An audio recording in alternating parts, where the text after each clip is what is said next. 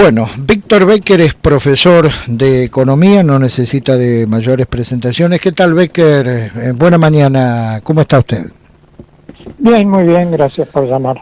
Bueno, gracias a usted por atendernos. 7% que dio agosto, más las perspectivas de septiembre que ya estamos promediando, nos hace presuponer que esto de una altísima inflación viene para largo, ¿o usted ve alguna posibilidad de que haya un quiebre, un punto de inflexión y comencemos a descenderla? Bueno, tal como vamos, la inflación de este año seguramente va a estar en el orden del 100%. Esta es una inflación insólita hoy a nivel internacional, pero tiene largos antecedentes en la Argentina, donde hemos convivido con altos procesos de inflación durante mucho tiempo. De todas maneras, creo que uno debería esperar alguna reacción en el sentido de tratar de encarar un plan antiinflacionario. El problema que se presenta hoy, si uno quiere bajar la inflación, es paradójicamente que eso pone en riesgo el cumplimiento de las metas fiscales acordadas con el Fondo Monetario. Como ya vengo explicando desde hace tiempo, el problema que tenemos es que hoy la inflación juega a favor de bajar el déficit, aunque esto suene como una paradoja. Uh-huh. ¿Por qué? Porque los ingresos fiscales en su mayor parte están atados a la inflación presente, o sea, el IVA, la recaudación por retenciones, etcétera, se mueve con los precios de hoy. Y en cambio, el gasto fiscal, salarios, jubilaciones, pensiones, subsidios sociales, se mueven con la inflación pasada. Correcto. Por lo tanto, si la inflación de hoy es más grande que la del pasado, los ingresos se mueven por arriba de los gastos. Es decir, al gobierno le sirve, no a la gente, pulverizar los salarios y los egresos, pero mantener una inflación alta para bajar el déficit. Porque eso le permite cumplir con, digamos, el acuerdo celebrado con el fondo, en el sentido de bajar el déficit. O sea, si los ingresos aumentan más que los gastos, te está teniendo una baja en el déficit. La paradoja de esto es que si la inflación baja, el mecanismo le empieza a funcionar exactamente a la inversa. Es decir, los ingresos dejan de aumentar, los gastos aumentan con la inflación pasada, que era mayor que la presente si la inflación baja, y entonces tiene el fenómeno inverso. Le van a subir los salarios, las jubilaciones, las asignaciones, más que lo que le suban los ingresos. Ahora, eso es mejor para la gente, pero peor para el gobierno. Bien, ahora con estos niveles altísimos de inflación, ya estamos en el 100 anual, y con la suba que se va a dar hoy además de la tasa de interés, poniéndola más o menos a la par en un 100%, ¿a cuánto estamos de, además de tener una altísima inflación, tener una caída de la economía, es decir, del periodo de estanflación? Y yo creo que vamos en esa dirección. O sea, si bien es cierto que el aumento en las tasas de interés, el primer impacto que tiene es sobre presionar a la baja el dólar blue, luego hay un segundo efecto que tiene que ver con el nivel de la actividad económica.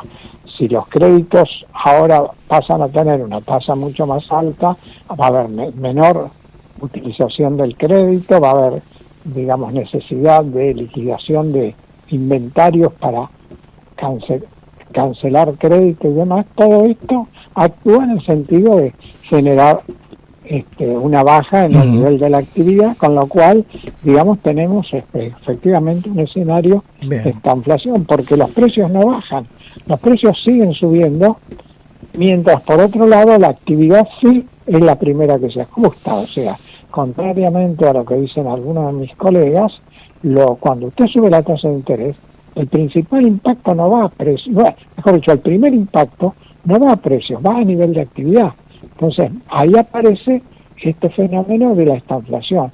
Seguimos teniendo inflación alta, pero con caída en la actividad. Por eso creo que si uno quiere encarar un plan antiinflacionario, la única forma que puede hacerlo en estas circunstancias es con un plan de shock, por lo que yo le decía anteriormente, porque tiene que simultáneamente que dejar de subir tanto los precios, los salarios, el gasto público, etcétera, y eso requiere un plan coordinado en el cual todas las variables empiecen a alinearse y a moverse en dirección a una inflación muy baja. Ahora, profesor, dejando un poco a un costado la macro y yendo a la micro, ¿qué problema con las tasas de interés arriba para los usuarios de millones de personas que tienen tarjetas de crédito y que pagan el mínimo, no?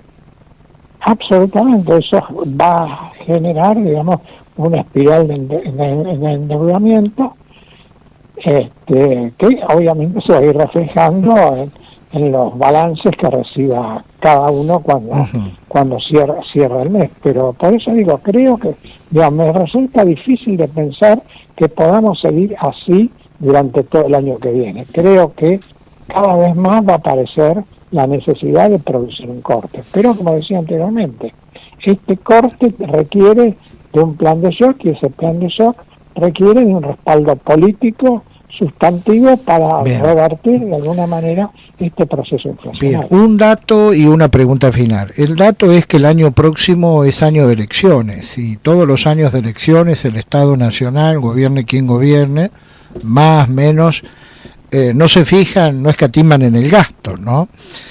Y en este sentido, para finalizar, ¿usted cree que la actual administración tiene el sustento político y fundamentalmente la credibilidad para instaurar un plan de shock? Bueno, esa es la prueba a la que se vería sometido. O sea, acá la designación de Sergio Massa como ministro de Economía tiene como principal argumento que es un ministro con músculo político, con respaldo político y con capacidad política. Y esta es la gran prueba, yo creo, que va a tener que afrontar. O sea, si efectivamente esas condiciones le posibilitan lanzar un plan ambicioso para bajar la inflación.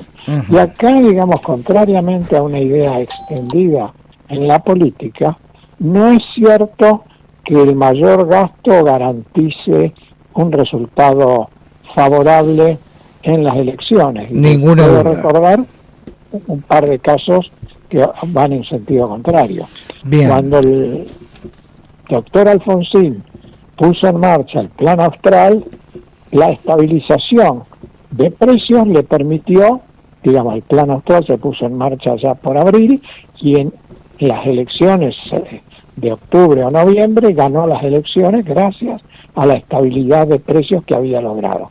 Cuando 2 años después, en 1987, pensó que aumentando el gasto iba a ganar las elecciones en la provincia de Buenos Aires, Cafiero ganó por amplio margen, en medio justamente después de todo un año en el cual se dilapidó el gasto público. Por lo tanto, no necesariamente el aumento del gasto público es el camino para ganar las elecciones. Hay pruebas sobradas, vayamos por ejemplo al año de las elecciones de medio término de Menem. Menem gana justamente gracias a la estabilidad que en su momento había brindado el plan de convertibilidad. Por lo tanto, hay muchos más ejemplos de que el resultado electoral favorable está asociado a la estabilidad y no al aumento del gasto público. Consulta final cortita. La actividad de Massa en los Estados Unidos y la desarrollado durante todo este tiempo que asumió poco tiempo, pero bueno, un tiempo importante al fin, ¿es estirar la mecha o hay algo más? Yo creo que por ahora es un trabajo de bomberos, o sea, logró extinguir los principales focos de incendio que se generaron a partir de la renuncia del ministro Guzmán. Digamos, tuvimos un julio que hay que recordar, o sea, acá nadie apostaba ni en la economía ni en la política a que esto pudiera seguir adelante.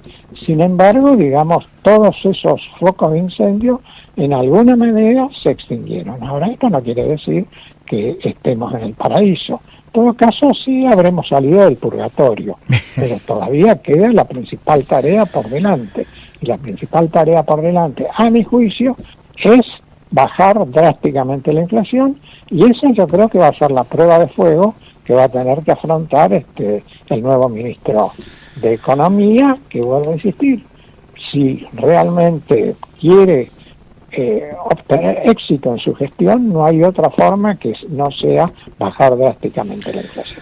Muy bien, estamos escuchando al doctor Víctor Becker, profesor muy amable como siempre, buena jornada, Gracias. Igualmente, y gracias por llamar.